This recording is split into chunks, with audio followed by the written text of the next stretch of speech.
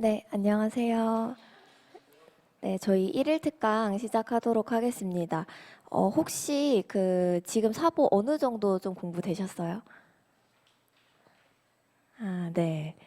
제가 오면서 좀 생각했을 때는 작년까지는 그래도 이때까지 사보를 뭐 아예 강의도 안 들으시거나 하시는 분들이 있었는데 그런 분들이 뭐 있을 수는 있으나 많지 않으실 거라고 조금 생각은 하고요.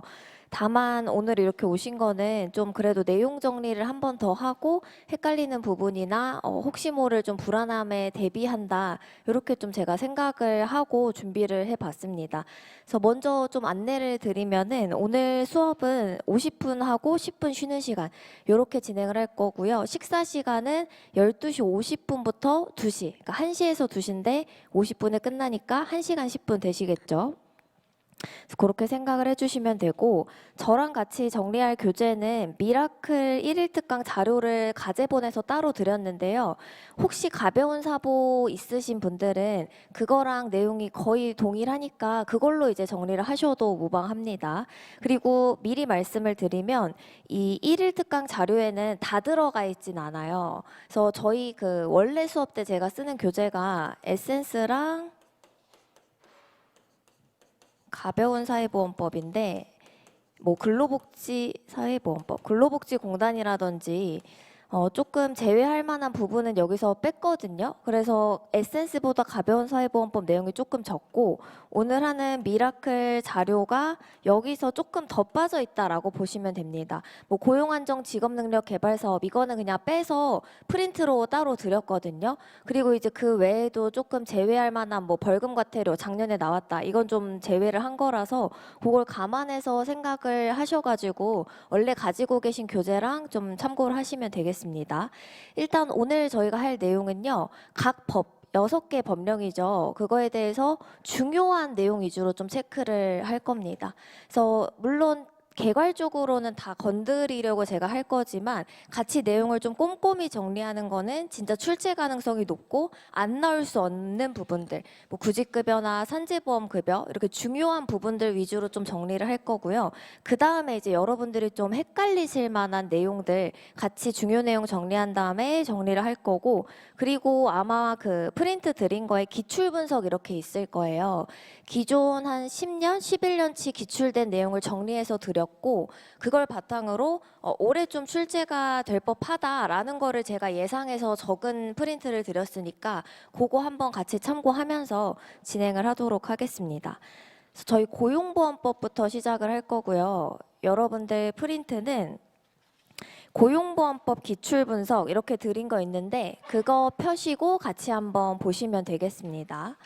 그래서 저희 기출 현황 보시면요. 물론 작년에 시험을 보셨던 분도 있을 수 있는데 작년에 징수가 좀 조금 나오고 건강이랑 고용이 많이 나오는 게 변수였어요. 근데 여러분들 기출 경향성을 잘 보시면은 대부분 여기 사회보장법 고용산재 징수에서 문제가 나옵니다. 건강이랑 연금은요. 기존 10년치 보면은 물론 여기 개 중에 왔다 갔다 했던 부분들이 있지만 예상 밖으로 여기서 7, 8문제가 나온 적은 없었어요. 그래서 여러분들이 공부하실 부분은 주로 여기 4개 법령에 있다. 그리고 작년까지는 뭐 이렇게 나왔어도 건강이랑 연금 안 하고 다른 데서 점수 획득하자, 노동법 뭐 고득점 맞아서 평균 내자 이런 식으로 많이 하셨을 텐데 올해 이제 건강이랑 연금은 적어도 기출된 파트 정도는 조금 가져가시는 게 좋겠다. 왜냐하면 문제 수가 늘어나면요. 아무래도 여기서 많이 나올 수밖에 없어요. 최소 예상하는 게 이제 8문제인 거고 여기서 조금 더 늘릴 수 있거든요. 작년처럼. 그러니까 제가 지금 24년도 드리는 가이드에서 한두 문제씩 플러스 마이너스 될 수 있다. 이렇게 생각을 하고 준비를 해주시면 좋을 것 같은데 일단은 여러분들이 제일 걱정하시는 게 꽈락이죠. 근데 40문제라고 했을 때 40점 맞으려면요. 16문제 맞추면 돼요. 근데 어디서 뭐 나올지 예상해 봤을 때 내가 진짜로 건강연금 못했으면은 고용산재 징수를 정말 빈틈없이 하셔야 되는 거죠. 그래서 거기서 하면은 꽈락은 우리가 면할 수 있습니다. 사보 자체의 꽈락. 그 다음에 여러분들 또 하나 생각하셔야 되는 게 보통 1차를 통과하지 못하실 때 유형이요. 꽈락은 당연히 민법이랑 사보에서 많이 나오시고 과목 꽈락은 평균이 아슬아슬하게 모자라시는 경우 있어요. 평균 60점이 모자라시는 경우. 그래서 여러분들이 애초에 공부를 하실 때 나는 한 사보 70점 정도 맞겠다라고 생각을 해서 계획을 해주시고 그리고 이제 불안한 꽈락을 면하려면 요 정도로 할 수 있으니까 주로 여기를 하고 마지막에 이제 이 4개 법령이 어느 정도 됐을 때 건강연금을 아예 날리는 게 아니라 기출 정도는 준비를 하겠다. 요렇게 좀 방향성을 잡으시면 좋겠다라고 말씀을 드리고요. 고용보험법 기출된 거 한번 보시면은 사실은 저희가 그 작년까지는 어쨌든 25문제 안에서 나왔었기 때문에 기출 분석을 통해서 작년에 요게 나왔으니까 올해 요게 나오겠네라는 경향성이 다소 유의미했거든요. 근데 올해는 문제가 10문제, 그러니까 10문제를 제가 드렸으니까 8에서 12 이 안에는 무조건 들어올 거라고 생각을 하고요. 그 다음에 이제 보시면은 초록색 있는 파트는 개정 내용이 조금 반영된 부분들입니다. 그래서 저희 아시다시피 조기재취업수당 개정된 내용 있고요. 기출된 연도 보시면은 기출이 안 된 지 좀 오래됐죠. 그리고 육아휴직 같은 경우에도 저희 6+6 개정되었는데 이것도 안 나온 지 좀 됐어요. 그리고 작년에 출산 전후 급여 나왔지만 출산 전후 휴가 급여나 그런 것들은 안 나온 지 좀 됐기 때문에 이 파트도 이제 잘 준비를 해주셔야 되고요. 여러분들이 고용보험법 공부를 하실 때 가장 우선순위로 잡으셔야 될 건 이겁니다. 그래서 여기서는 절대 공백이 있으시면 안 돼요. 실업급여 파트에서는. 왜냐면은 어쨌든 여러분들이 시행령, 시행규칙 모든 내용을 다 볼 수는 없으시단 말이에요. 그러면은 내가 공부해가고 혹시라도 시행령이나 시행규칙 저 끝에서 나오면은 그거는 내가 공부한 선지로 맞추거나 지워나가실 수 있어야 되기 때문에 고용보험법 자체에도 공백이 없으셔야겠지만 실업급여, 그 다음에 개관 여기는 정말 꼼꼼하게 가셔야 되고요. 그 다음에 이제 여기인데 고직 사업도 작년까지는 한 문제 나오거나 안 나오거나였어요. 원래는. 근데 23년도에 갑자기 여기서 2문제를 내니까 이제 문제 푸시는 분들이 당황하셨던 거거든요. 그리고 올해도 문제가 늘어나기 때문에 여기서 한 문제 아니면 2문제 충분히 나올 수 있습니다. 그래서 만약에 나는 이 파트가 도저히 안 되겠다. 그러면 이제 뭐 감안을 하셔야 되겠죠. 나는 한두 문제는 나오면은 이제 못 맞출 수 있겠다. 그럼 내가 고용보험법에서 2문제가 빠지니까 다른 걸 이렇게 메꿔야지. 이렇게 전략적으로 생각을 하셔야지 조금 안 외워지거나 그렇게 힘든 부분을 미루시다가 나중에 가서 하기보다는 처음부터 어떻게 할지 좀 계획을 세우시는 걸 추천드립니다. 그 다음에 여러분들 프린트 보시고 올해 이제 제가 예상하는 기출되는 거 한번 보시면요. 10문제라고 했을 때 개관 파트에서는 적용 범위랑 피보험 자격 나올 수 있어요. 왜냐면 여기가 계속해서 잘 나온 부분인데 작년에 이거 한 문제 내고 여기서 안 나왔거든요. 고용보험법 적용 범위, 피보험 자격 취득 상실 이 부분 나올 수 있습니다. 그 다음에 소정급여 일수 계산하는 거 전통적으로 잘 나온 부분이고요. 자영업자 그리고 노무제공자 예술인 잘 정리해 주셔야 돼요. 왜냐하면 노무제공자랑 예술인이 저희 21년도에 들어온 지 얼마 안 된 부분인데 문제가 아직 그거에 비해서 많이 안 나왔거든요. 충분히 이제 올해 많이 낼 수 있다. 그래서 뒤에서 말씀드리겠지만 고용보험법 공부했다? 그러면 근로자, 자영업자, 예술인, 노무제공자가 정확히 구분이 여러분들 머릿속에 되어 있으셔야 됩니다. 그 다음에 연장급여. 연장급여도 안 나온 지 이제 좀 됐기 때문에 준비하셔야 되고요. 조기재취업수당 개정되는 부분이니까 이제 금액 계산하는 거, 계산 문제 여기서 나올 수 있어요. 고용보험법에서 계산 문제라고 하면은 소정급여일수 계산하는 거랑 구직급여 계산하는 거, 그 다음에 조기재취업수당 계산하는 거, 육아기 단축급여 계산하는 거, 이 계산 문제 나올 수 있고요. 그 다음에 여러분들 조기재취업 수당이 만약에 개정된 파트인데 이거를 안 내지만 내고 싶다면 취업 촉진 수당 자체를 종합 문제로 내실 수도 있을 거예요. 그래서 여러분들 이거 보실 때 조기재취업 수당만 보시면 안 되고 나머지 이주비라든지 그런 부분도 종합 문제로 나올 수 있다. 그러니까 선지 한 줄씩 해가지고 다 나올 수 있다 감안해 주셔야 되는 부분입니다. 그 다음에 육아휴직급여 6+6 당연히 육아기 단축도 같이 고려해 주셔야 되고요. 위에 벌금 과태료도 나올 수 있다라고 생각해요. 왜냐하면 고용보험이랑 산재보험 벌금 과태료는 잘 나오는 부분인데 안 나온 지 좀 됐고 작년에 산재에서 이 부분을 냈기 때문에 올해 고용에서 나올 수 있고요. 그리고 고직사업 파트 한번 보시면 작년에 나온 거는 일단 제외했습니다. 지역고용 촉진, 그냥 고용 촉진, 그 다음에 우선지원 대상 기업을 물어볼 수 있어요.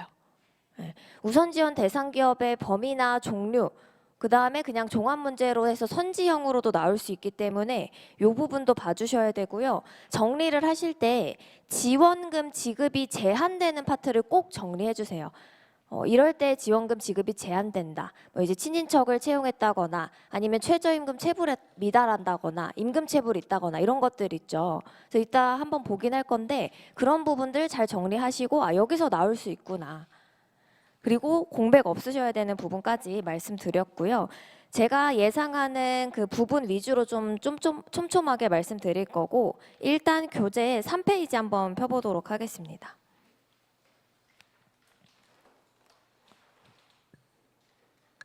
그래서 3페이지 한번 보시면 뭐 용어의 정의, 뭐 고용보험 관장 이런 것들은 그냥 보시면 되고요. 넘기셔서 4페이지 보시면 고용보험위원회 있는데 여러분들이 작년에 나왔다고 해서 안 보시는 건 없는 거예요. 고용산재 징수 사회보장기본법은 작년에 나왔으면 기출 가능성이 좀 떨어지지만 선지에 얼마든지 한두 줄은 등장할 수 있다라고 생각하고 다 보시는 겁니다. 근데 단독 문제로 나올 법한 거는 이제 5번 적용 범위 한번 보시죠. 적용 범위는 근로자를 사용하는 모든 사업 동그라미 치셔야겠죠. 그래서 여러분들 머릿속에 근로자를 그냥 한 명이라도 쓰면은 카페 여기서 사장님이 알바 한 명 쓰면 그냥 적용되는구나 이렇게 생각하시는 거고 고용보험법에 따른 성립 소멸 이런 것들은 징수법에 정한다. 이건 그냥 읽고 선지에 등장하면 맞는 말 보시면 되겠죠. 촘촘히 보셔야 되는 거 양과로 2번 적용 제외. 적용 제외는 세 가지로 구분이 되는데요. 사업 특성에 따른 거, 근로자 특성에 따른 거, 그리고 일부 급여만 적용이 제외되는 것. 그래서 사업 특성에 따른 것은 농업, 임업, 어업 중에 법인이 아닌 자 체크하셔야겠죠. 그래서 개인 사업자인 농업을 운영하는 이렇게 나오면은 그게 해당이 되는 겁니다. 농업 법인, 뭐 어업 법인 이런 데는 해당이 안 되는 거고 법인이 아니고 4명 이하죠. 4명 이하. 그 다음에 주택 건설 사업자가 아닌 자가 시공하는 건데요. 공사 금액이랑 연면적 요거는 눈으로 한번 봐주세요. 금액은 2천만 원, 100제곱미터, 200제곱미터. 그래서 보통 여태까지는 주택 건설 사업자가 아닌 자 요 정도로 포인트를 두긴 했지만 혹시 모르니 숫자도 봐달라라는 거고 3번 가구 내 고용 활동 체크하시면 되겠습니다. 그리고 적용 제외 근로자 한번 보시면은 1개월간 소정 근로 시간이 60시간 미만 체크하셔야겠죠. 근데 60시간 미만이면서 3개월 미만 옆에 적으셔야겠네요. 그러니까 근로자가 정말로 고용보험이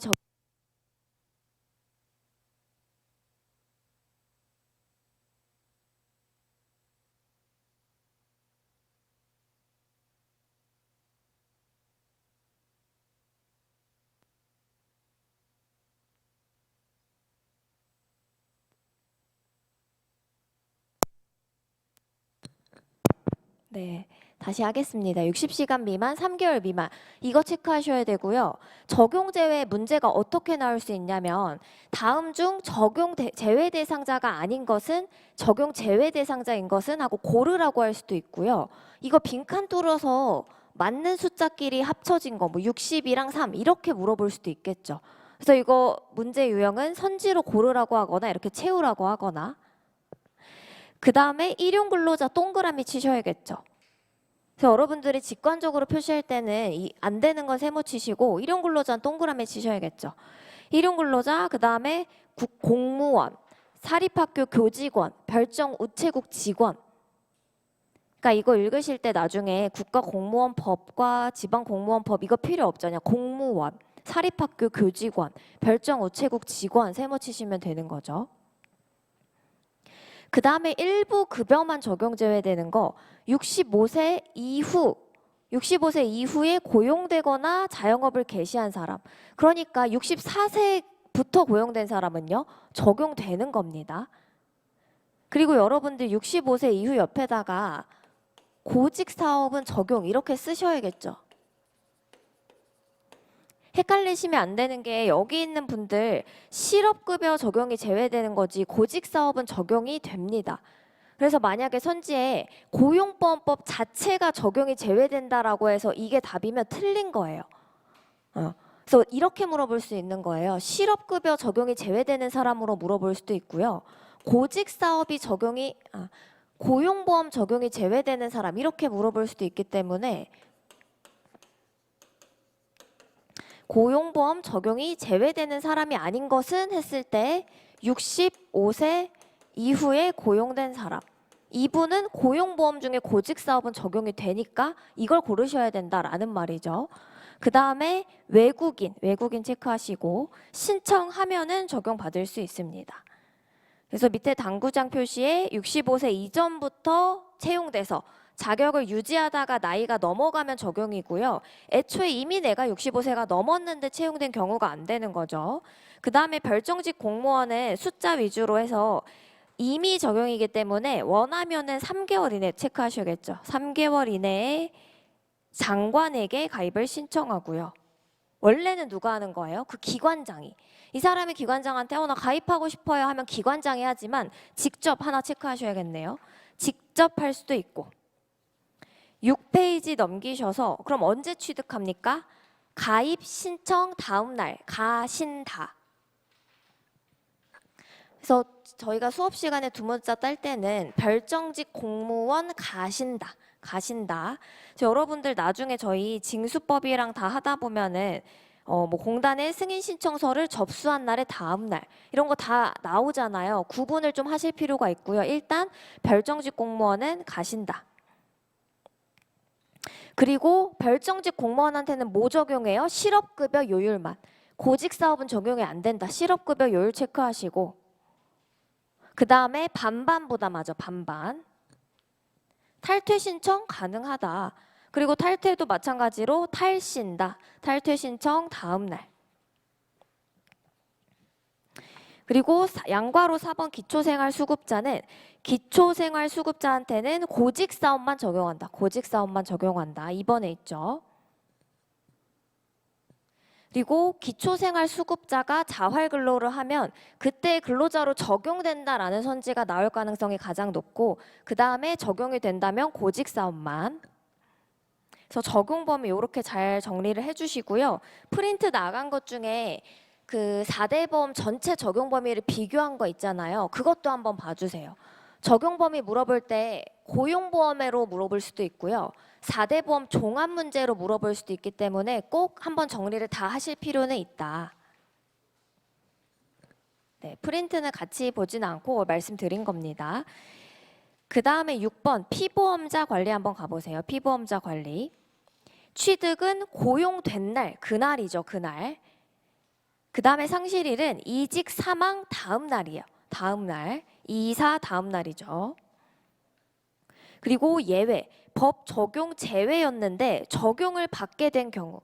그러니까 개인 과수원인데 근로자 4명 쓰다가 근로자를 2명 더 뽑으면요. 그때부터는 적용이 되는 거죠.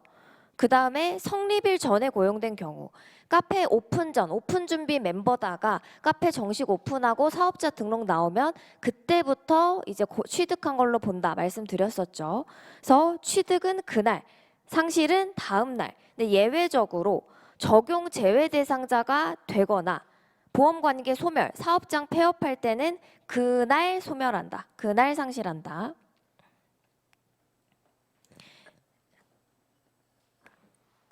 그 다음에 여러분들 요거는 징수법 가서 하기도 할 거고 어느 정도 정리가 되셨을 거라는 생각은 있어요. 성립소멸, 취득상실, 용어 구분 하실 수 있어야 되죠. 사업장이 생기고 없어지는 건 성립소멸이고요. 근로자가 입사했다 퇴사하는 거 취득상실입니다. 이건 근로자에 대한 얘기. 이건 사업장에 대한 얘기. 용어 구분하실 수 있어야 된다. 그래서 여러분들이 이 꼼꼼하게 정확하게 공부하시는 것의 취지는요. 저희가 2교시 때 민법, 사법, 경영 같이 풀면은 엉킬 거예요. 그래서 정확하게 공부를 안 하시면 선지가 다 약간 헷갈리실 수 있거든요. 그래서 정확하고 포인트 위주로 빠르게 읽어내실 수 있도록 이제 앞으로 한 달 동안 연습을 하셔야 되는 거고 7번 피보험 자격신고 보세요. 신고는 언제까지 합니까? 다음 달 15일 이거 체크하시면 되죠. 다음 달 15일. 그 다음에 이 모든 신고 의무는요. 사업주한테 있어요. 여러분들 혹시 회사 경험 있으시면 입사할 때 회사에 입사했으니까 내가 근로복지공단에 가서 저 입사했어요 라고 신고 안 하죠. 알바 하셨을 때도 마찬가지입니다. 원칙적인 신고 의무는 사업주한테 있는데 안 하면 누가 할 수 있어요? 근로자가 할 수 있다. 그 다음에 4번 체크하시죠. 자영업자는 취득상실 안 합니다. 우리 제가 아까도 말씀드렸지만 근자예노 정리할 거잖아요. 근로자를 일단 1순위로 정리를 하시고요. 근로자 제도 위에 자영업자, 예술인, 노무 제공자를 내 머릿속에 쌓아 올린다고 생각하셔야 돼요. 그럼 여러분들이 근로자는 이때 취득해서 뭐 구직급여 소급 요건 어떻고 정리가 될 거고요. 예술인은 이거랑 동일해. 근데 이 부분은 또 달라. 이런 식으로 비교가 되실 수 있어야 되는 거고 이따 같이 한번 할 겁니다. 근데 여기서 자영업자는요. 임의가입이에요. 임의가입. 임의가입이라는 게 뭐예요?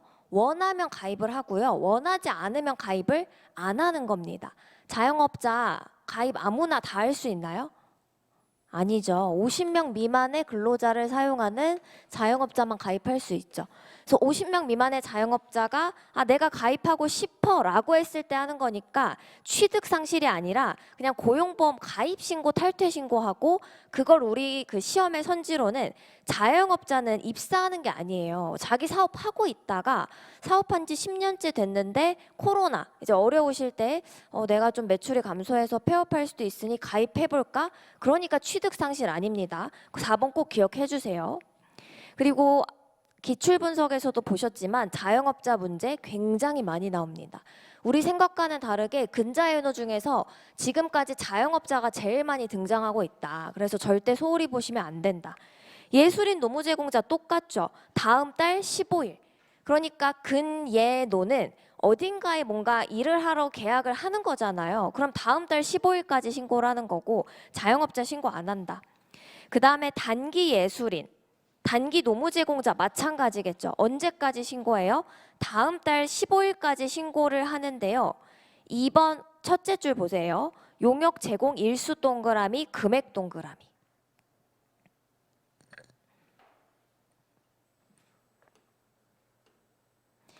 근로자, 예술인, 노무 제공자는 입퇴사를 다음 달 15일까지 신고한다라고 했는데요. 지금 우리가 본 거는 1개월 미만의 단기 예술인이나 단기 노무 제공자이죠. 단기 근로자도 마찬가지예요. 신고 기한은 다음 달 15일까지인데요. 이거 취득 상실 아닙니다. 무슨 신고냐면은 근로 내용 확인 신고, 근로자인 경우에는 노무 제공자는 예술인이나 노무 제공자는 노무 제공 확인 신고예요. 그래서 뭐 이번에 4월 달이다. 이 사람 우리 사업장에서 한 8일 정도 일했고 그 계약 금액으로 뭐 우리가 한 70만 원 줬어. 이런 식으로 신고하는 거거든요. 그래서 단기 예술인 다음 달 15일까지 금액과 일수를 신고한다. 그 다음에 3번 만약에 원수급인이 여러 명이면 발주자 신고, 발주자.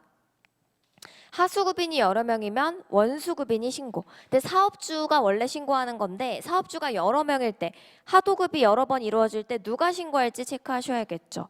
그래서 피보험자 관리 경우에는 이 전체 내용을 하나에 다 문제로 묶어가지고 선지화시켜서 옳은 거 옳지 않은 거 골라라 이렇게 나올 수도 있고요.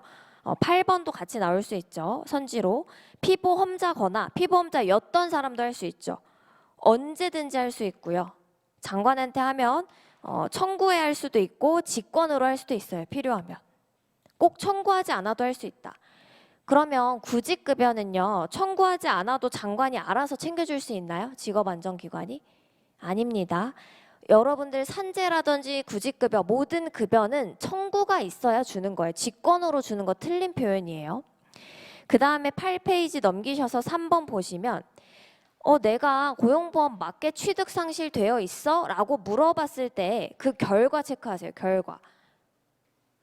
그럼 열람해서 당신 3월 1일부터 가입된 것으로 되어 있는데요. 이 결과를 누구한테 알려줘요? 그 당사자, 청구인이랑 사업주한테도 알려준다. 구직급여 같은 경우에는 구직급여를 저 받고 싶어요 라고 신청하면 수급 자격 있는지를 통보하죠. 사업주한테 알려주지 않습니다. 근데 피보험 자격 확인 청구는 사업주한테도 알려준다. 그리고 9번. 그러니까 아예 종합선지로 나오거나 이 9번 문제 물어보거나 할 수 있어요. 여러 개의 피보험 자격을 취득했을 때 뭘로 취득할지를 다 골라봐라. 그러면은 일용이 아닌 경우는요. 일용이 아닌 쪽으로. 자영업자랑 근로자 예술인 노무 제공자 중에 하나면은 일단 근예노 쪽으로 취득을 하는 거예요. 자영업자가 아니라. 근데 만약에 이 근예노가 다 단기예요. 일용 근로자나 단기 예술인, 단기 네모 제공자 1개월 미만이라면 둘 중에 선택을 할 수 있고요. 그리고 원래는 근예노 쪽으로 취득을 해야 되지만 나는 둘 다 할래 라고 하면 모두 취득도 가능하다. 그래서 골라봐라 라고 했을 때 높은 가능성은 3번이 되겠죠. 회사 다니면서 저녁에 파트타임 알바한다. 근로자랑 근로자 2개 이상의 자격이 생기면 보수 동그라미 보시선 순서대로 보시선. 그래서 보수가 많거나 시간이 많거나 둘 다 똑같으면 근로자가 선택.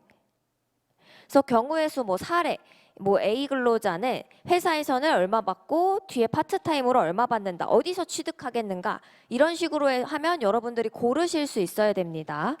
그 다음에 둘 다 취득하는 거. 예술인 또는 예술이랑 근로자랑 겹쳤을 때 노무 제공자랑 근로자랑 겹쳤을 때 그러니까 안 되는 거는요. 이거밖에 없는 거예요. 근로자랑 근로자로서는 안 돼요. 무조건 한 개 선택해야 되고 그 기준이 보시선이다. 그렇죠? 근데 근로자랑 예술인 됩니다. 근로자랑 노무 제공인 돼요. 노무 제공자 예술인 되고 예술인 노무 제공자 돼요.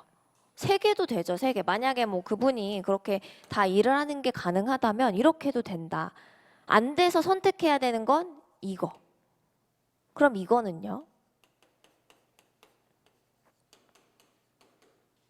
근로자가 붙는 순간 어떻게 조정해야 됩니까? 한 개로 조정을 해야 된다. 근로자랑 예술인 요렇게. 그 다음에 각각 취득하되 근로자로서의 피보험 자격 하나만 취득하는 게 이거죠.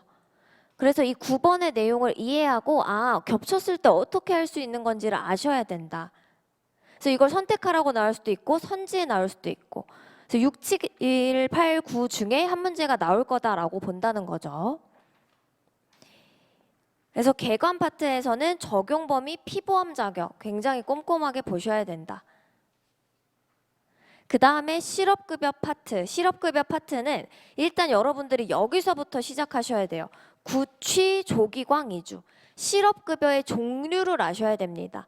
일반 사람들은 나 이제 그 고용센터에 실업급여 받으러 가라고 하지만 그것의 원래 이름은 뭡니까? 구직급여.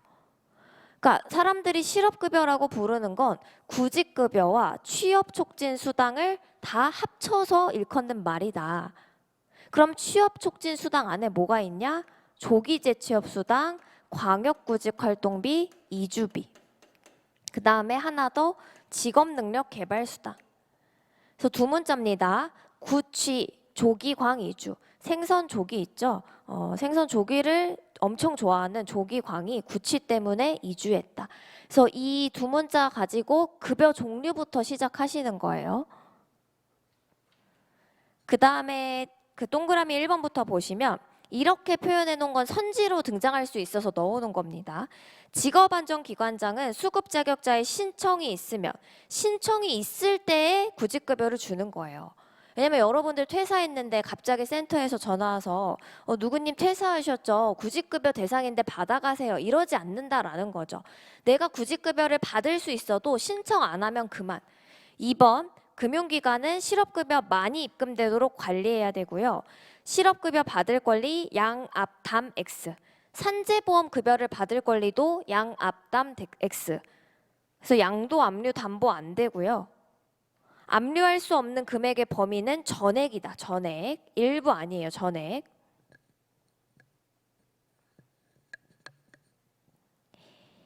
그 다음에 이제 오른쪽 넘어가셔서요. 근로자 구직급여 수급 요건부터 한번 보도록 하겠습니다. 그래서 여러분들이 제가 여기 위에 적고 안 지울 건데요. 근자 예노 정리하실 때요. 일단 정의. 근로자는 알아요. 근로기준법상 근로자. 자영업자도 아시죠? 50명 미만. 예술인 노무 제공자가 누구인지 아셔야 돼요. 예술 용역 계약을 엄청 큰 거를 수주해 와서 자기가 예술인 여럿을 데리고 일하는 분은 예술인 아니죠. 본인이 직접 그 일을 해야지 예술인 노무 제공자고요. 노무 제공자는 직종까지 우리가 정리를 하셔야 된다. 누구인지 정의 아셔야 되고요. 그 다음에 적용 범위.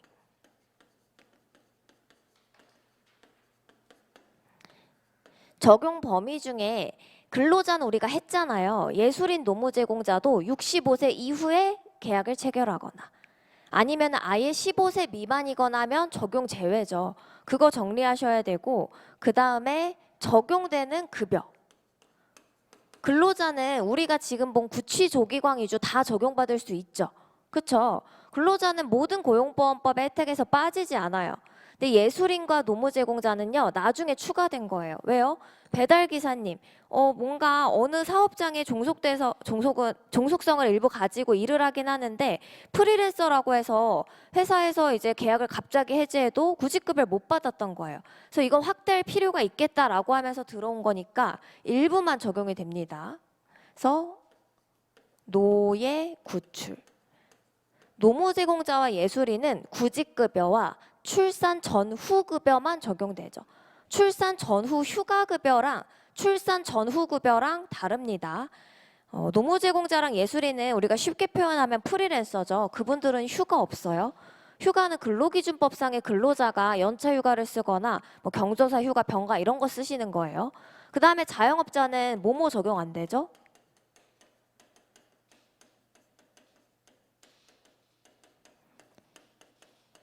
조기 재취업수당, 출산 전후 휴가급여, 출산 전후 급여, 육아휴직급여, 연장급여. 그러니까 취업촉진수당에서 이거 말고 나머지는 적용이 되는 거다. 그래서 두 문자로 적용이 안 되는 걸로 딴 거고 적용되는 거 딴 거. 그래서 뭐가 적용되는지 구분하실 수 있어야 되고요. 그 다음에 구직급여 수급 요건. 그리고 근로자와 노무 제공자 예술인의 피보험 기간과 피보험 단위 기간.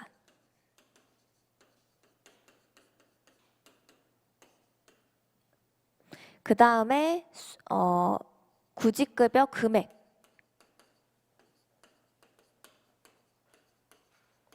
그리고 차이가 있다면 또 대기 기간 이런 것도 구분을 하실 수 있어야 된다. 그래서 먼저 하실 때요. 하나하나 하기보다는 일단은 근로자로 다 정리를 해놓으시고 그 다음에 하나씩 추가한다 이렇게 생각을 하시면 좀 덜 헷갈리실 것 같고요. 오늘 요거를 저랑 같이 정리한다라고 생각을 하세요. 지금 그럼 해볼게요. 9페이지 가서 구직급여 지금 요건 한번 보세요. 근로자예요. 기준 기간 동안 어떤 기준이 되는 기간 동안 피보험 단위 기간이 180일 이상이어야 돼요. 기준 기간 얼마예요? 18개월. 이직일 이전 18개월 동안 피보험 단위 기간이 180일 이상이어야 된다. 180일. 그 다음에 두 번째 넘기셔서 구직급여 요건부터 정리합니다. 2번, 근로할 의사와 능력이 있음에도 불구하고 취업하지 못한 상태. 의사 능력 동그라미 쳐셔야겠죠. 의사도 있고 능력도 있어야 돼요. 그 다음에 11페이지에 동그라미 3번 세 번째 요건. 이직 사유, 퇴사 사유가 수급 자격 제한 사유에 해당하지 않을 것. 말이 어려운데요. 자발적 퇴사하면 안 된다라는 거예요. 뉘앙스는 정말 본인은 다니고 싶은데 어쩔 수 없이 퇴사한 경우에 주겠다는 거죠. 4번 재취업 노력 적극적으로 할 것. 그래서 18개월 동안 피보험 단위기간 180일, 의사 능력 있어야 되고요. 이직 사유가 수급 자격 제한 사유에 해당하지 않고 재취업 노력 적극적으로 하는 이 네 가지가 기본적으로 뭐예요? 근로자의 구직급여 수급 요건. 그 다음에 여러분들 12페이지 넘기시면요. 일용 근로자 추가 요건 체크하셔야겠죠. 근로자, 그냥 일반 근로자는 4개면 충분한데 일용 근로자 2가지 요건 더 있다. 그래서 수급 자격 인정 신청일이 속한 달에 직전 달 초일, 여기 괄호치세요. 직전 달 초일부터 수급 자격 인정 신청일까지 근로일수의 합, 괄호 닫으시고요. 이게 총 일수의 3분의 1 미만일 것. 그래서 직전 달 초일부터 수급 자격 인정 신청일까지 근로일수의 합이 총 일수의 3분의 1 미만. 그러니까 실제 그 해당 기간 동안 일한 기간이 얼마 미만이어야 돼요? 3분의 1 미만이어야 된다. 3분의 1 체크하셔야겠죠. 그리고 이것도 물어볼 수 있어요. 일용 근로자 추가 요건. 또는 건설 일용직이었으면 14일 체크하세요. 14일 동그라미. 연속으로 적어도 14일은 일을 안 했어야 이 사람이 실업한 걸로 볼 수 있다라는 거예요. 왜요? 일용직은 원래부터 매일 나가는 게 아니라요. 일을 했다 안 했다 하거든요. 적어도 14일은 연속으로 일을 안 해야 진짜 일자리를 잃었구나 라고 볼 수 있고요. 2번 최종 이직 당시 기준기간 동안의 피보험 단위기간 동그라미. 그러니까 18개월 동안의 그 피보험 단위기간 중에서 일용근로자니까 투잡하실 수도 있겠죠. 다른 데서 수급 자격 제한 사유로 그만뒀다면 그 기간 중에 90일 동그라미. 적어도 90일 이상은 일용근로자로 근로했어야 된다. 그래서 숫자 체크하셔서 숫자로 괄호 우리한테 뚫을 수 있고 선지화 될 수 있고. 여러분들 숫자 보시면 이건 무조건 물어볼 수 있다라고 계속 생각하셔야 됩니다. 그래서 3분의 1 14일간 90일. 그러면 우리 지금 뭐 한 거예요? 근로자의 구직급여 수급 요건 다 한 거예요. 4개 플러스 2개, 4 플러스 2죠. 그 다음에 이제 다시 돌아가서 하나씩 보겠습니다. 9페이지 피셔서 다시 한번 보시면 이 기준기간은 원래는 뭐예요? 이직일 이전 18개월. 근데 예외가 있습니다. 예외는 18개월 플러스 추가 기간. 그 다음에 두 번째 예외는 24개월. 이 예외를 왜 두는 거예요? 근로자가 이때 퇴사했으면 퇴사하기 전 18개월 동안 적어도 피보험 단위기간이라는 것이 180일은 넘어가줘야 되는 건데요. 피보험 단위기간 뭡니까? 밑에 한번 보세요. 보수 지급 기초가 된 날. 그러니까 그 날에 대해서 급여를 받은 날이에요. 근데 만약에 근로자가 이 기간 동안에 육아휴직 썼어요. 육아휴직이랑 개인 사유로 휴직을 했거든요. 육아휴직 대표적인 무급이죠. 돈 나오지 않나요? 센터에서 나옵니다. 고용센터에서 나오지 회사에서 돈 안 나가죠. 무급. 그러면 근로자가 퇴사하기 전에 보수지급 일수가 0원이야? 근데 육아휴직은 법정휴직이잖아요. 그래서 그런 경우에 이렇게 본인이 뭔가 법에 정하는 사유로 보수를 못 받았다면 이거를 더 추가로 앞으로 늘려주겠다. 18개월이 아니라 이 기간을 앞으로 더 땡겨서 늘려주겠다가 18개월 플러스 알파고요. 최대 몇 년? 3년. 그래서 적어도 뭐 질병 부상 또는 육아휴직 이런 게 30일 이상이어야 돼요. 하루 이틀 아니죠. 30일 이상이고 그걸 추가해 주는데 아무리 많이 써도 아무리 이 기간을 많이 늘려줘도 36개월, 3년이다. 그 다음에 두 번째 예외 24개월. 이거는 주말 알바 한번 생각해 보세요. 주말 알바는 이틀 나와요.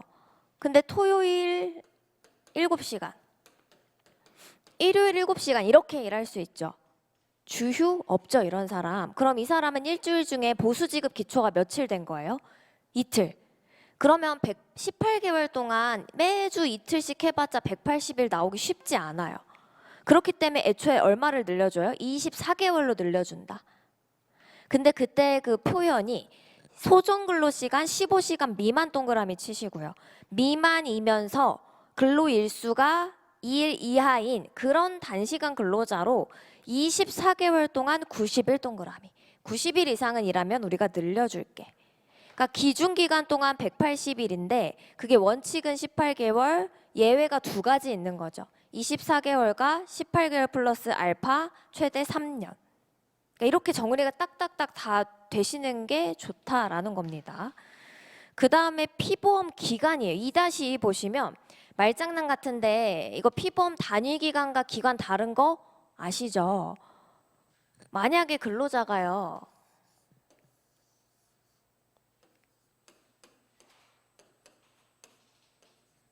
3, 4, 5, 3개월 딱 일을 했어요. 그러면은 31일 더하기 4월 더하기 5월 92일은 피보험 기간. 입사에서부터 퇴사할 때까지가 고용보험 가입 기간이에요. 그래서 피보험 기간 뭐라고 되어 있습니까? 근로자는 고용기간. 입사에서 퇴사라고 적어주세요. 입사에서 퇴사할 때까지. 근데 피보험 단위 기간은 뭐예요? 이 전체 기간이 아니라 그 중에서 급여를 받은 기초가 된 거. 급여를 받은 기초가 되려면 어때야 돼요? 근로자가 진짜 그날에 나와서 일을 하고 돈을 받았거나 아니면 일 안 하고 주휴수당 받았거나 이런 날들. 그러니까 이거 같지 않다라는 거죠. 그러니까 근로자는 고용된 기간, 고용법 가입 기간으로 다 보는 거고 자영업자는요. 실제 납부한 거 한번 체크하세요. 자영업자.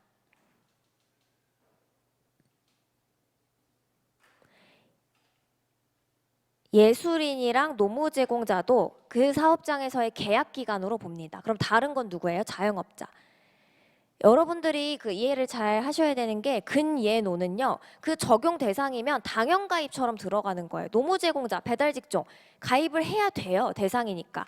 근데 대표님이 가입을 안 하겠다라고 하는 건 일종의 법을 위반하시는 게 되는 거고 가입을 해야 될 의무가 있다. 근데 자영업자는요. 의무가 없어요. 내가 하고 싶으면 그만, 안 하고 싶으면 안 하는 거. 그러니까 어떻게 기간을 넣어줘요? 납부한 것만. 아, 당연히 안 되는 걸 우리가 해줬더니 돈을 안 내? 납부한 것만 넣어준다. 그 다음에 종전 적용 사업장에서 피보험 자격 상실했다가 퇴사했다가 3년 이내에 재입사하면 기존 가입 기간 합산해준다.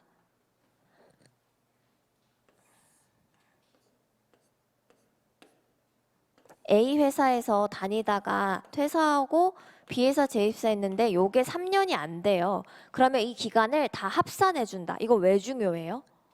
나중에 구직급여 받을 때 3년, 5년, 10년 받을 수 있는 일수가 다르죠. 이걸 합치느냐 안 합치느냐에 따라서 내가 며칠을 받을 수 있느냐가 달라지니까 이게 중요한 겁니다. 그래서 보시면 종전 피보험 기간을 합산해줘요. 근데 만약에 이 사람이 이때 이미 구직급여 한 번 받았어요. 그러면 날리는 거예요. 그래서 여러분들이 고용보험 문제 푸실 때는 구직급여를 받았다라는 뭔가 나오면은 그 이전 건 의미가 없어지는 겁니다. 그 다음에 그 다음에 옆에 하나 적어주시면 자영업자는요. 자영업자로 이렇게 됐다가 또 뭔가 취득할 수 있잖아요. 3년이 안 돼도 원칙을 합산해주는 게 아니라 본인이 원할 때 합산해준다. 원할 때 합산한다. 3년 이내에 다시 취득한 사실이 있어도 합산을 안 하는데 본인이 원하면 합산한다. 양괄호 밑에 있네요. 양괄호 1번 자영업자인 피보험자가 고용되었다가 상실하고 3년 이내에 자영업자로 취득하는 경우. 그랬을 때 그 근로자로서의 피보험 기간 합산을 안 하는데 본인이 당연히 유리하면 합산해달라고 하겠죠. 그때만 합산한다. 그리고 마찬가지. 이전에 구직급여를 받은 사실이 있다면 그 기간은 그냥 제외를 해버린다라는 거죠.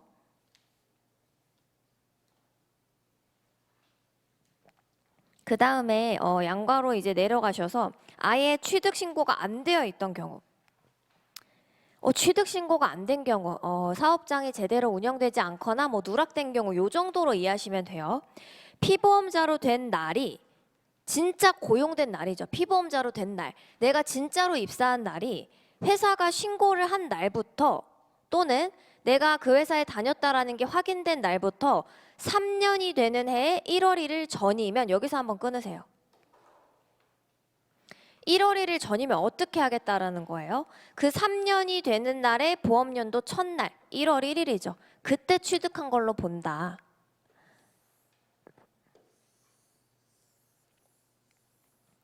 이런 거죠. 내가 우리 회사에 진짜 입사한 거는 뭐 이러기는 사실 쉽지 않다라고 생각을 하지만 2008년 7월 1일이에요. 근데 뭔가가 누락돼서 가입이 계속 안 되고 있었던 거예요. 그래서 2023년 뭐 8월 1일에 돼서야 신고를 했어요. 다음 달 했어야 되는데 뭔가 안 돼서 이렇게 됐다. 그러면 이게 뭐예요? 내가 진짜 피보험자로 된 날이 신고를 하거나 취득 신고를 하거나 확인된 날부터 소급해서 3년이 되는 해 이전이죠. 그렇죠? 소급해서 3년이 되는 해 이전이면은 22년, 21년, 20년 1월 1일에 그냥 취득한 것으로 봐버리겠다라는 거예요. 너무 머니까. 물론 이건 제가 극단적으로 잡은 거고요. 3년이 되기 전이면 이때로 그냥 당신 취득시켜 버릴 거야 라는 거예요. 신고를 안 하면.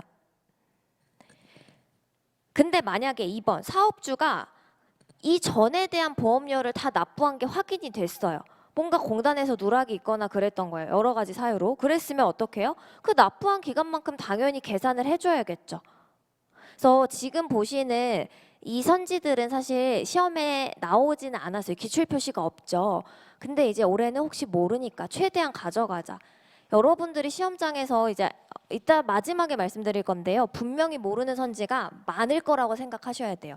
공부를 열심히 해도 많을 수 있다. 왜요? 취업적인 걸 내거나 애초에 이 난이도 올린다는 얘기는 다 아시죠. 그러니까 모르는 건 나올 수 있고 나는 거기에 대비하되 시험장에서 모르면 어떻게 대응할 것인가를 조금 생각하실 필요가 있는 거죠. 그래서 이걸 설명드린 거고 이해는 하고 들어가셔야 됩니다. 다. 그 다음에 근로할 의사와 능력이 있는데도 취업하지 못했다라는 게 어떤 의미냐. 이제 그분이 퇴사하고 고용센터, 직업안정기관에 가셔서 실업에 신고라는 걸 해야 되는 거예요. 실업 신고를. 그래서 여러분들 그 용어도 제가 아까 성립소멸과 취득상실 아셔야 된다 그 얘기도 드렸는데 직업안정기관 어딘지 아시죠? 고용센터 얘기하는 거예요. 고용센터. 그래서 여러분들이 직업안정기관의 장, 그 센터 소장 얘기하는 거구나. 머릿속에서 치환하시면서 읽으시는 겁니다. 1번 보세요. 구직급여를 받으려는 사람은 이직 후 지체 없이 고용센터에 실업을 신고해야 된다. 맞는 표현이에요. 여기서 여러분들이 혹시 낯설 수 있는 건 지체 없이. 이거를 뭐 7일 이내, 한 달 이내 이렇게 선지 바꾸면 틀리는 거죠. 이건 당연히 맞는 말입니다. 지체 없이 신고해야 된다. 그리고 이 실업에 신고를 하러 간다는 건 구직 신청, 일자리를 알아봐 주세요. 그리고 내가 이 구직급여 받을 수 있는 수급 자격이 있다라는 것을 인정해 주세요라는 거예요. 그리고 수급 자격이 있는지 없는지는요, 가장 마지막에 퇴사한 사업장. 만약에 이제 그 상담을 나중에 노무사가 되시면 하시는데요. 제가 회사에서 이번에 그냥 자진 퇴사했거든요. 너무 힘들어서 저 구직급여 받을 방법 없을까요? 물어보면 어떤 방법이 있어요? 부정수급 말고. 어떤 회사에 기간제로 들어갔다가 퇴사하게 되면은 그때는 받을 수 있죠. 가장 마지막에 이직한 사업에서만 자진 퇴사가 아니면 얼마든지 구직급여 받는데 문제가 없게 되는 겁니다. 그래서 보시면은 근로자가 뭐 A 회사에서 입사했다 퇴사하고요. B, C, D. 근데 수급 자격 결정하는 건 언제 것만이라고요? D. 그래서 여기서 수급 자격이 있다라고 인정하면 만약에 이 사람이 한 번도 구직급여를 안 받았다면 전체를 다 뭐 20년 가입 기간으로 해서 구직급여 일수가 정해지는 거지 자격이 있다 없다는 여기 것만 판단을 하겠다라는 겁니다. 그 다음에 이직하기 전 사업주한테 이직 확인서를 요청할 수도 있고요. 직업안정기관의 장이 직접 직권으로 제출을 요구할 수도 있고 사업주한테로부터 근로자가 진짜로 그걸 뭐 종이로 받았다 이렇게 하면 본인이 직업안정기관한테 제출해야 된다. 그러면 수급 자격이 있다라는 것은 무슨 뜻이냐? 수급 요건 중에 1번, 2번, 3번을 갖췄다는 거예요. 기준기간 동안 피보험 단위기간 180일 이상이고요. 근로할 의사와 능력이 있고 이직 사유가 수급 자격 제한에 해당하지 않는다라고 인정을 해준 겁니다.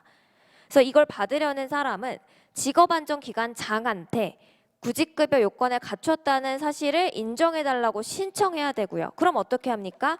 직업안정기관장은 결과 여부를 판단해서 누구한테 알려요? 신청인. 근, 예, 노한테만 알리는 거예요. 자영업자는 자기가 사장님이면서 당사자니까 해당 사항이 없겠죠. 사업주한테 알리지 않는다. 아까 피보험 자격 확인 청구는 사업주한테 알려줬었죠. 그래서 비교해서 기억하시고, 이 사람이 마지막 이직 이전의 이직과 관련해 지금 제일 마지막에 퇴사한 건 여긴데 이 전의 이직과 관련해 구직급여를 받은 사실이 한 번도 없다. 그럼 어떡합니까? 마지막 이직한 사업을 기준으로 수급 자격 인정 여부 결정한다.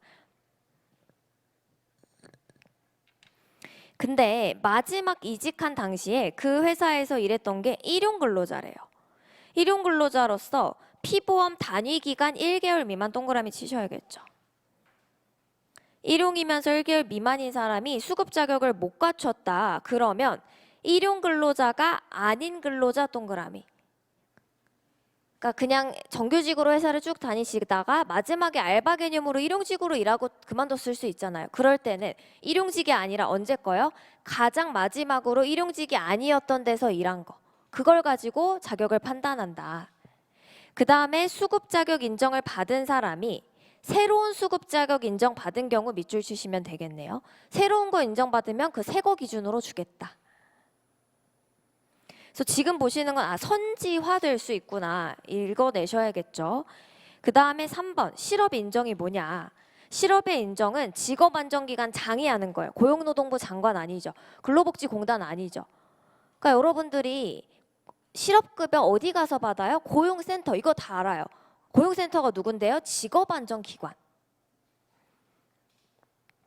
직업안정기관장이 이 사람 재취업 노력 적극적으로 하고 있어 라고 인정해 주는 거예요. 실제로는 본인이 어디 가서 면접 본 거, 구직활동한 거를 제출하면은 당신 재취업 노력 열심히 하고 있습니다 라고 인정을 하는 겁니다. 그래서 이 구직급여는 실업의 인정을 받은 날에 대해서 지급한다. 실업의 인정을 받은 날에 대해서 밑줄 치세요. 이거 선지 잘 나옵니다. 그리고 실업의 인정을 받기 위해서는 1에서 4주 범위에 지정한 인정일에 출석해서 재취업 노력을 증빙해야 돼요. 그런 거죠. 고용센터에서 이날 나오세요. 그리고 그때 오실 때 면접 보셨던 거 그 확인서 가져오세요. 그래서 내면 어떻게 해요? 고용센터에서 실업의 인정, 그리고 구직급여 지급 이렇게 가겠죠. 그 다음에 만약에 질병부상 동그라미, 질병부상으로 그 기간에 출석을 못했고 그게 7일 미만이면은 관련 증명서를 제출해서 실업의 인정 가능하다. 그 다음에 4번 먼저 보세요. 재취업 노력을 적극적으로 한다는 것의 의미를 보시는데요. 이거 당연히 우리 일반 상식으로 생각해도 면접 보는 거, 구직활동하러 가는 건데 1번 구입업체 방문, 구인 응모. 그리고 2번 채용 관련 행사에 참여한 건 안 돼요. 채용 박람회에 참여해서 면접 동그라미, 면접까지 응했어야 되고요. 직업능력 개발 훈련 동그라미 치세요. 훈련 받는 것도 된다. 4번 직업지도 프로그램, 이것도 된다. 그 다음에 5번 30일 이내 취업 확정. 취업 그냥 확정 아니라 30일 이내도 체크하셔야겠죠.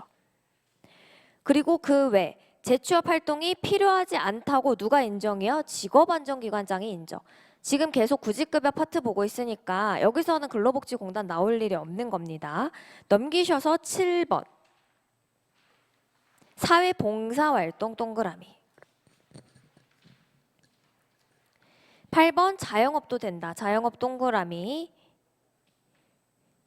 9번 재취업활동 계획도 된다. 그러니까 우리가 일반적으로 생각하기 어려운 봉사활동, 재취업계획, 자영업 이런 거 다 된다. 그래서 그거 위주로 체크하시고요.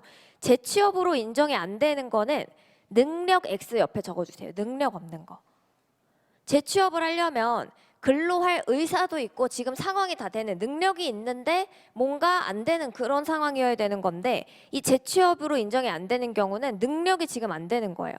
가사상의 사유로 이직한 사람이 아직 그 사유가 계속되고 있어요.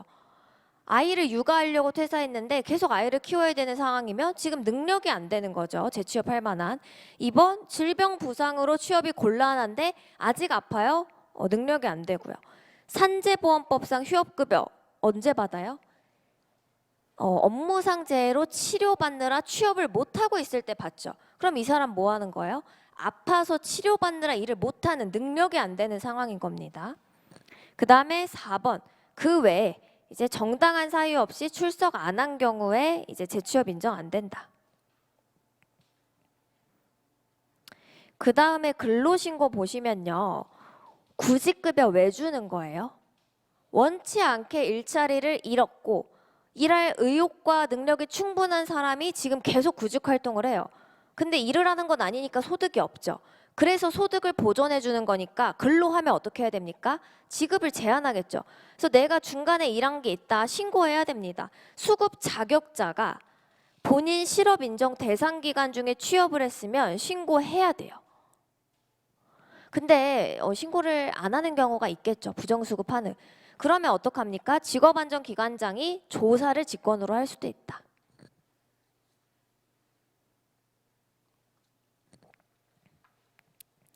지금 우리 구직급여 수급 요건 쫙 보신 거고요. 그래서 얼마 받냐? 기초일액이라는 거, 하루치를 산정하는데 이 기초일액은 평균임금 1일치죠. 1일치.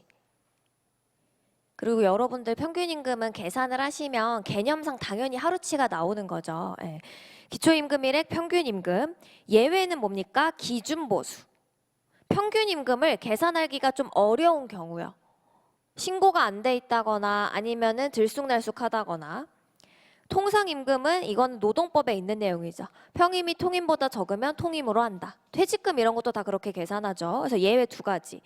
그 다음에 이 기초일액의 상한액 1일 11만 원 체크하세요. 구직급여 계산 문제가 나오면 이 상한액에 걸릴 가능성이 굉장히 높습니다.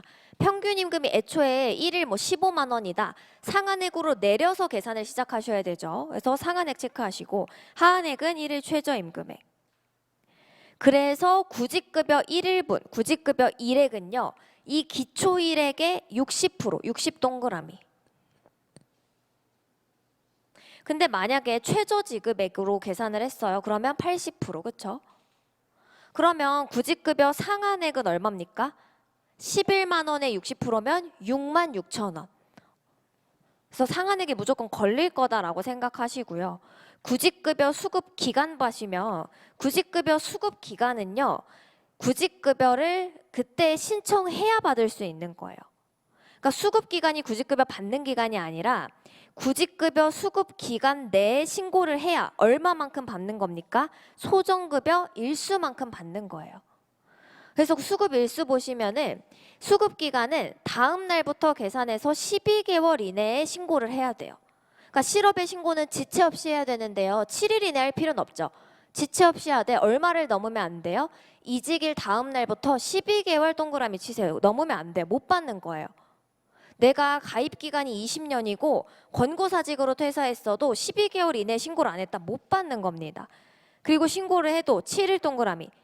근로자의 대기기간은 원칙이 7일이네요. 건설일용은 대기기간 없다. 왜요? 일당으로 하루 일하시고 하루 받아서 생활하시는데 7일 기다려라. 피해가 좀 크겠죠? 대기기간 없다.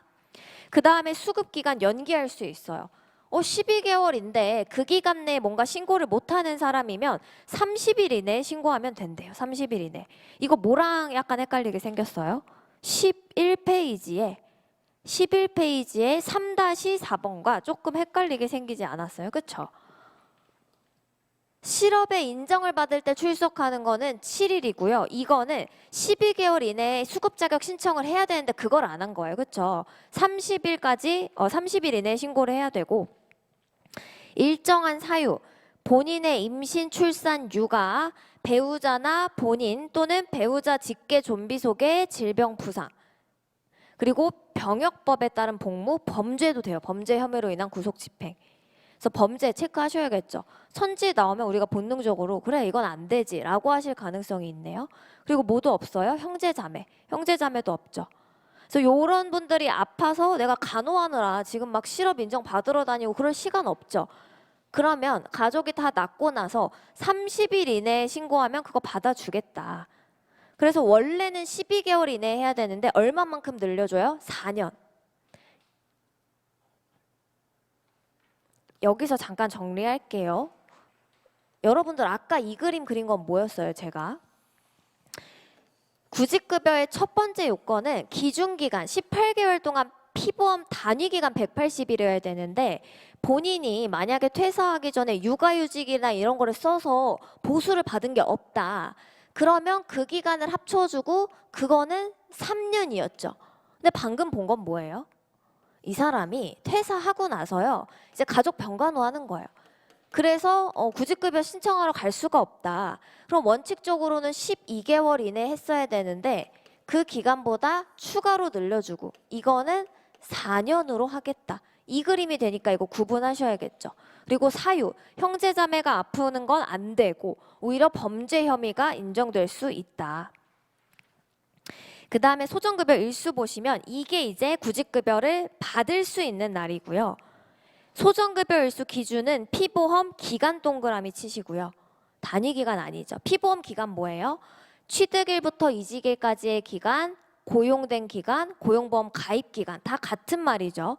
피보험 기간과 이직일 현재 연령으로 구분을 한다. 그래서 50세 미만인지 이상인지에서 나눠지고요. 120일 동그라미 치시고 270일 동그라미 치세요. 선지에 뭐라고 나올 수 있냐면요. 근로자가 소정급여 일수를 받을 수 있는 건 120일에서 최대 270일까지 사이다. 문제를 단독 문제가 아니라 선지 한 줄 나왔으면 이 표 그려서 옳고 그름을 따지긴 좀 그렇잖아요. 그러니까 그것만 체크. 근데 그게 아니라 이 소정급여 일수 자체를 물어본다. 뭐 36세의 피보험 기간이 몇 년인 갑이 얼마를 받을 수 있냐? 그럼 무조건 표 그려서 푸세요. 네, 1, 3 이렇게 간략하게 그리셔가지고 빨리 푸시는 게 제일 정확하고 실수 안 하시는 방법이다. 그 다음에 상병급여 한번 이제 가셔야 되는데 제가 쉬는 시간 없이 너무 막했네요. 네, 저희 10분 쉬시고 11시 10분에 이어서 보도록 하겠습니다.